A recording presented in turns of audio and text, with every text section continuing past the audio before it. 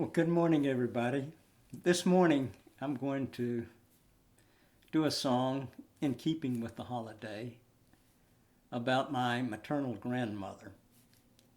Just before moving to California, I wanted to see her one more time. She was 99 at the time. So I drove up from Atlanta to the nursing home in Greenville where she was staying. I remember it was very, very cold that day. It was in November. And I found her in her room, sitting in her wheelchair next to the radiator. I went over and sat down in front of her and I said, "Hello, Mama, how you doing?" And she did what she usually did in moments like this. She stalled for time until she could draw a bead on just who this was sitting in front of her. So she said, "Well, my hands are cold. Will you rub them for me, please?" So I said, "Sure." So I started rubbing her hands just like she did for me when I was a little kid. And as I did so, I couldn't help but think, well, one more karmic circle completed. And as she realized just who I was and the nature of our relationship, we talked for quite a bit, but every once in a while her eyes would glaze over and I knew she had momentarily stepped out. And I think I know where she went, and that's what this song is about. I call it Treasures in the Attic.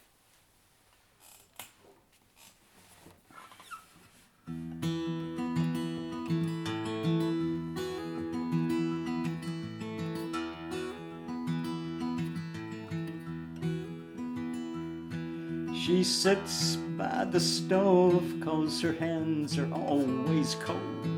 In a room she shares with someone just as old. Confused by the static of the sounds that surround her, she retires to the attic, and the treasures there she found. Treasures that for decades lay covered up or cast away along the lonely alleys and back roads of her mind. Her memories burst forth anew, reviving friendships from her youth with those who long ago moved on and left her far behind. She stares into a room no one else knows. Is there a room awash in the fragile light of 100 candles glow? Her long past friends come filing in, a cotillion starts up once again, and to the music she thinks she's hearing, she softly taps her toe. Then as others form a circle round, she dances one more time with sound, a light quadrille, turn after turn after turn, until a voice heard from outside her head returns her to the empty bed and darkened room and wheelchair where she sits by the stove. In the vacant hours that slowly pass, we seek the moments of the past to pass the time and redefine the whys and wherefores of our lives. Repeat the joys and one more time touch the ones we hope to find. Among the private treasures in the attics of our minds.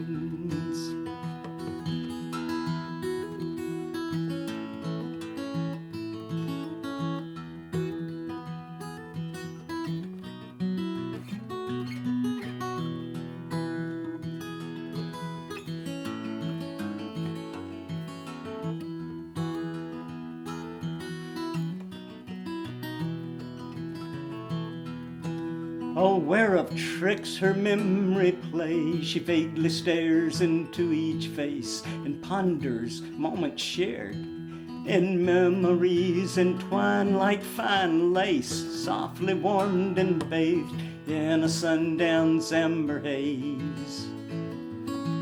Then through a portal steps into the home she knew in younger days. Now she sits by the kitchen stove. Sam will be home soon, she knows. She thinks she hears the whistle blowing down at the mill. Then she glances toward a distant hill, expecting him to cross it still. And who knows, just for her, and only just for her, who knows, just for her, perhaps he will.